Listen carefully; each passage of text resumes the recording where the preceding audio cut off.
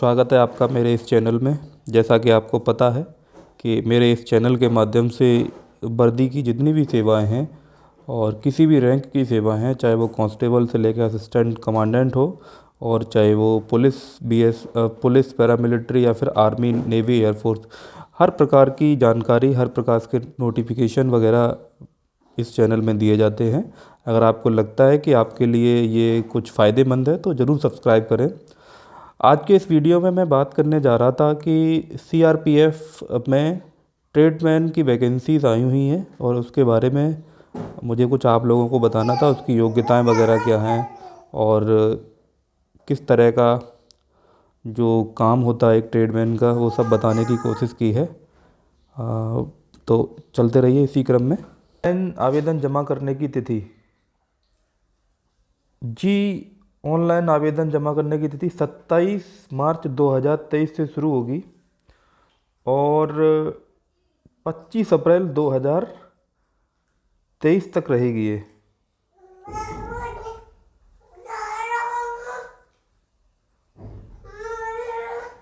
ये इसकी starting date है, ये इसकी लास्ट डेट है। तो मैं तुम्हें सलाह दूंगा कि आप अंतिम दिन का इंतज़ार ना करें, आप अभी से ही फॉर्म डालना शुरू कर दें कि पता नहीं वेबसाइट का क्या भरोसा। तो ये तो रही शुरुआती बात। आगे चलते हैं। आवेदन केवल ऑनलाइन ही स्वीकार किए जाएंगे। जी भैया, ये बहुत ज़रूरी बात है, आवेदन केवल ऑनलाइन ही डाले जाएंगे। ऑफलाइन का कोई इसमें ऑप्शन नहीं है, तो ऑफलाइन के चक्कर में ना रहें। और जो आपका एग्ज़ाम होगा, एग्ज़ाम वो ऑनलाइन होगा। आपका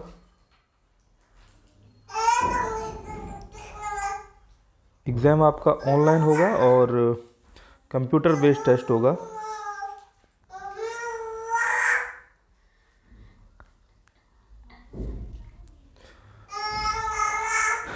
सैलरी की बात करते हैं तो लेवल 3 की सैलरी है आपकी।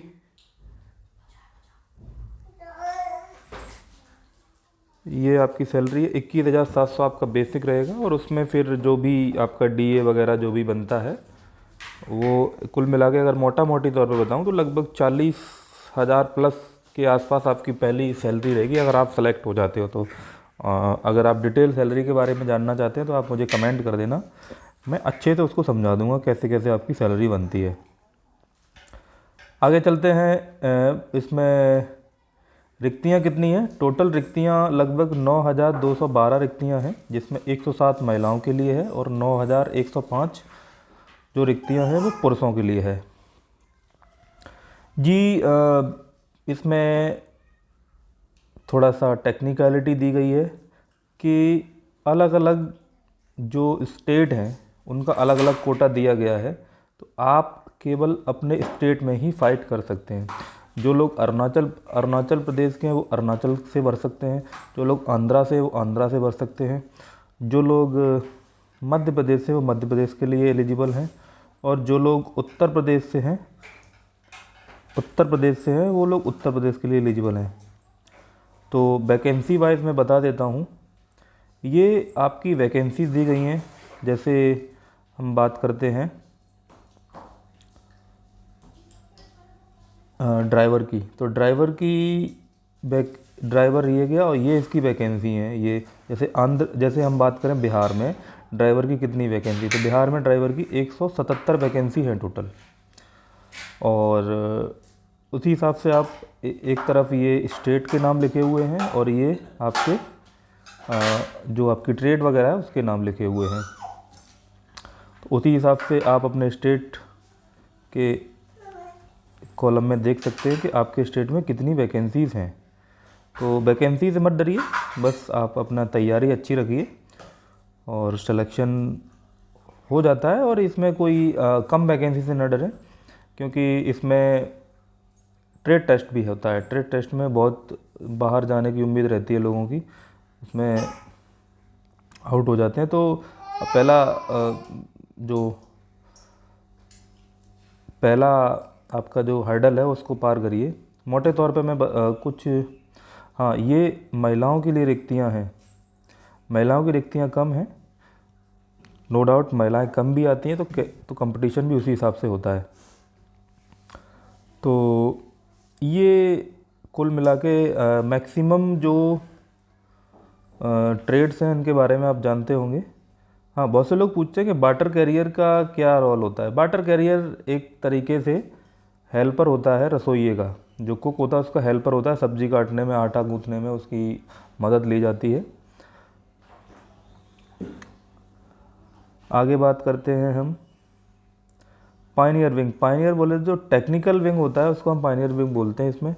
इसमें जो एक मेसन जो मिस्त्री होता है, घर बनाने का काम करता है, उसकी वैकेंसी है। ये सिपाही जो प्लम्बर है, जो नल वगैरह सही करने का काम करते हैं, इलेक्ट्रीशियन, ये थोड़ा टेक्निकल ट्रेड्स होती हैं। तो इसके बारे में इसमें अलग से दिया हुआ है वैकेंसी। अगर आप इसके लिए एलिजिबल हैं तो आप फॉर्म डाल सकते हैं।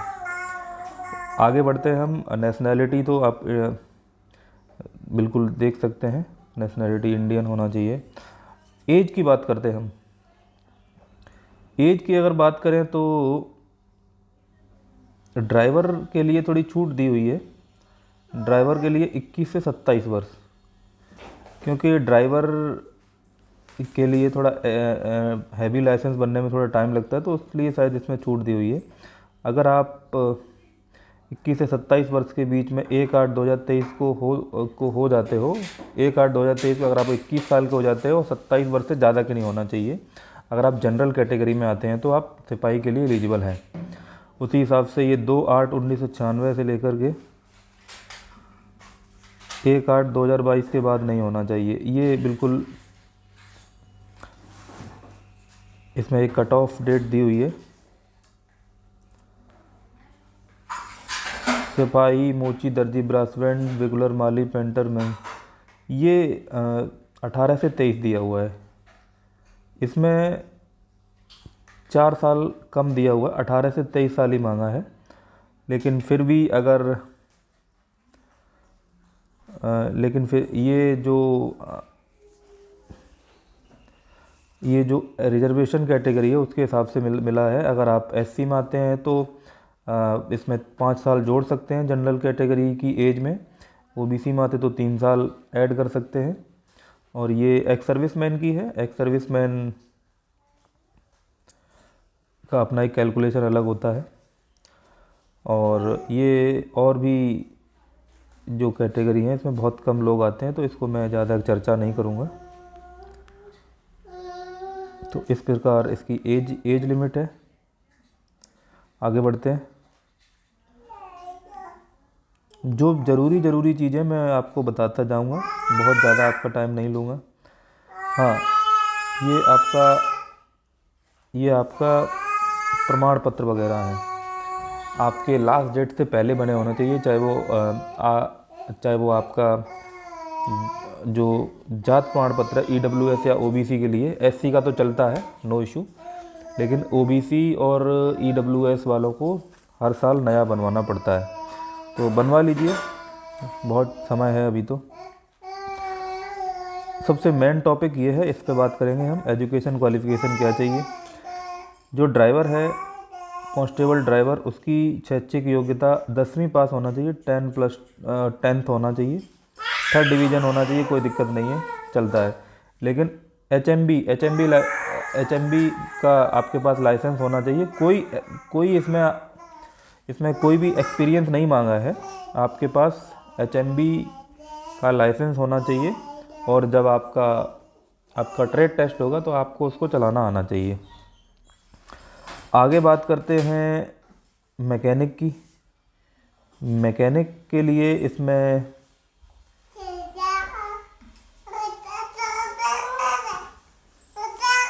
दसवीं पास मांगा गया है और राष्ट्रीय राज्य परिषद आईटीआई से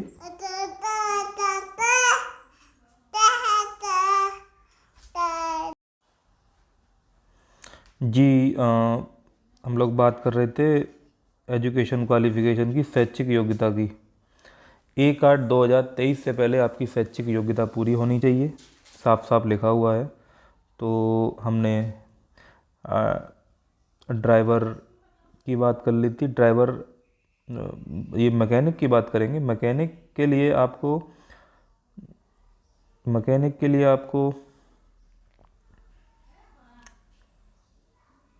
आपको आईटीआई मांगा है और 1 साल का एक्सपीरियंस भी मांगा है। आईटीआई इसमें मस्ट है, बिना आईटीआई के आप इसको फॉर्म नहीं भर सकते हो मैकेनिक के लिए। मैकेनिक का आपके पास इसमें एक सर्टिफिकेट होना चाहिए मैकेनिक का आईटीआई से। और जितनी भी ट्रेड्स हैं उसमें आपको 10वीं पास मांगा गया है। और साथ में जो संबंधित ट्रेड है आपकी, जैसे आप उसमें आपने कार किया हो, किसी भी कहीं भी कार किया हो, तो वो लोग अपना सर्टिफिकेट वगैरह बनवा लेते हैं। इलेक्ट्रीशियन के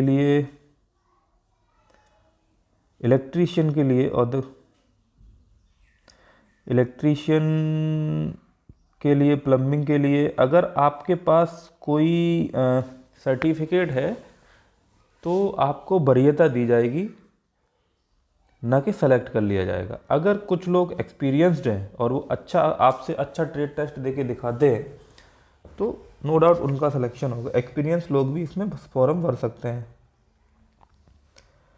आगे बात करें हम ऑनलाइन आवेदन कैसे करें। सीआरपीएफ की जो वेबसाइट है आप उसी से ऑनलाइन आवेदन करिए। और इसमें शुल्क जो है वो 100 रुपये लग रही है ईडब्ल्यूएस, ओबीसी और जनरल की। बाकी एससी, एसटी और एक्स सर्विसमैन और महिलाओं के लिए इसमें छूट है।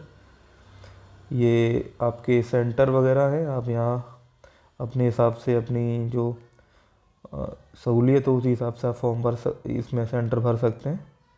और हाँ, ये बहुत इम्पोर्टेंट चीज़ है, आपका सिलेबस क्या रहेगा। जो लोग जीडी की तैयारी कर रहे हैं उनके लिए समझना बहुत आसान है। बिल्कुल वही सिलेबस है जो जीडी में आता है। लैंग्वेज या तो हिंदी करिए या इंग्लिश करिए, गणित वही है सिंपल वाला, जीएस वही है, करंट वगैरह पूछेंगे थोड़ी बहुत, और स्टैटिक जीके पूछेंगे, रीजनिंग भी उसी तरह की है। फिर बिल्कुल जीडी वाला पेपर आएगा। नेगेटिव मार्किंग है भैया, एक उत्तर अगर गलत करेंगे आप तो आपका 0.25 नंबर कटेगा। आगे बात करें, ये आपका सिलेबस है, सिलेबस आप देख लीजिएगा इसको वीडियो को पॉज करके। हाँ, ये फिजिकल मेजरमेंट है आपका। फिजिकल मेजरमेंट क्या होना चाहिए, ये 170 जो हाइट है वो पुरुष की होना चाहिए, 157 महिला की हाइट होनी चाहिए। ये सिर्फ जनरल ओबीसी और ईडब्ल्यूएस वाले हैं उनके लिए है। बाकी अनुसूचित जनजाति के सभी अभ्यर्थी जो एसटी कैटेगरी में आते हैं, शेड्यूल्ड ट्राइब कैटेगरी में आते हैं, उनके लिए पुरुष की हाइट 162.5 और महिला की हाइट 150 चाहिए। और जो नॉर्थ ईस्ट के जो ट्राइब्स हैं, नॉर्थ ईस्ट के जो एसटी कैटेगरी में लोग आते हैं, उनकी 157 हाइट चाहिए पुरुष की, 147.5 चाहिए महिला की। अन्य जो क्षेत्र है ये उनके लिए एप्लीकेबल है। आप अपने हिसाब से वीडियो पॉज करके इसको देख सकते हैं। ये उसके बाद हम आगे चलेंगे। ये आपका चेस्ट है। चेस्ट कितना होना चाहिए, बिना फुलाए 80 सेंटीमीटर और 5 सेंटीमीटर कम से कम फूलना चाहिए। ये जो रिजर्व कैटेगरी के लोग हैं उनके लिए है, ये उनके लिए विशेष छूट दी जाती है।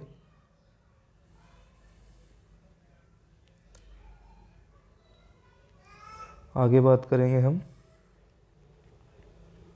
हाँ, ये आपका फिजिकल कैसे होगा, ये लो जी फिजिकल।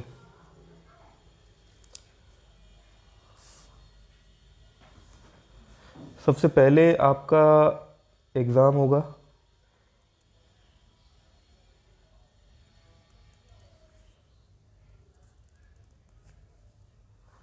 उसके बाद आपको ट्रेड टेस्ट और मेडिकल टेस्ट से गुजरना पड़ेगा। तो जब आप एग्ज़ाम में पास हो जाते हैं तो आपका फिर ट्रेड टेस्ट होता है,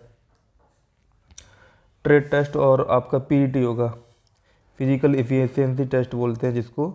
तो ये जो ये वाली जो सिपाही चालक हो गया, सिपाही मोटर मैकेनिक, माली, पेंटर, बढ़ई, ब्रास बैंड, मोची, पाइप बैंड, दर्जी, बिगुलर, इनके लिए 24 मिनट में 5 किलोमीटर। महिला पुरुष के लिए, महिला के 8.5 मिनट 1.6। और ये है सिपाही, कुक, जलवाहक है, वाटर कैरियर के लिए 10 मिनट में 1.6 किलोमीटर। और ये लेडीज़ के लिए है, ये पायनियर विंग का है। अलग अलग लोगों के अलग अलग जो ट्रेड है उनके लिए अलग अलग तरह के मानदंड तय किए गए हैं।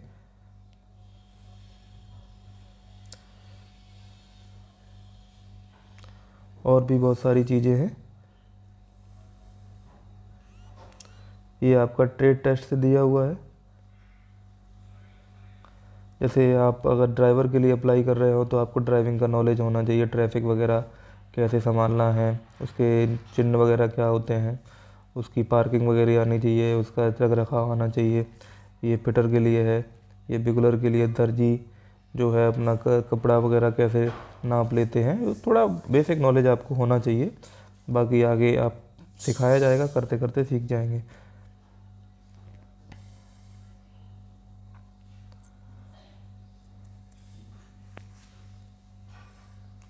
ये फिर डॉक्यूमेंट वेरिफिकेशन है। आपके टेंथ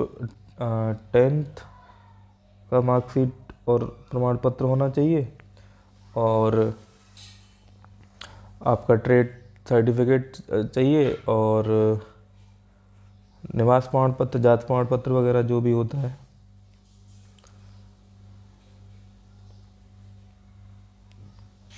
यही आपको देखना है और कुछ खास चीज़ें नहीं है इसमें। हाँ,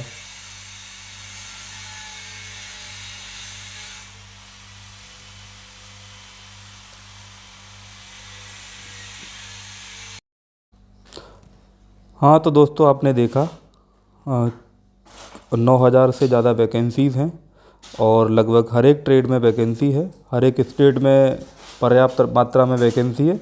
आप ये ना सोचें कि वैकेंसी कम है या ज़्यादा है। हाँ, एक चीज़ और है कि आप फॉर्म अप्लाई करने से पहले अपनी शारीरिक जो मेडिकल एग्ज़ामिनेशन होती है वो ज़रूर करा लें, क्योंकि मेडिकल एग्ज़ामिनेशन बहुत ज़रूरी है। आप कितने भी होशियार हों या फिर कितने भी दक्ष हों, अगर आप मेडिकल में फ़िट नहीं होते हैं तो आपकी सारी की सारी मेहनत धरी रह जाती है। तो ध्यान रखेंगे। और किसी भी तरह की कोई डाउट हो, किसी भी तरह का कोई सवाल हो तो आप कमेंट सेक्शन में बेझिझक मेरे से पूछ सकते हैं। और आगे भी आप किस तरह का वीडियो चाहते हैं तो आप मुझे बता सकते हैं, तो ये मेरे लिए हेल्प होगी कि मैं किस तरह का वीडियो ऑडियंस के लिए डालूँ। बहुत बहुत धन्यवाद। Thank you.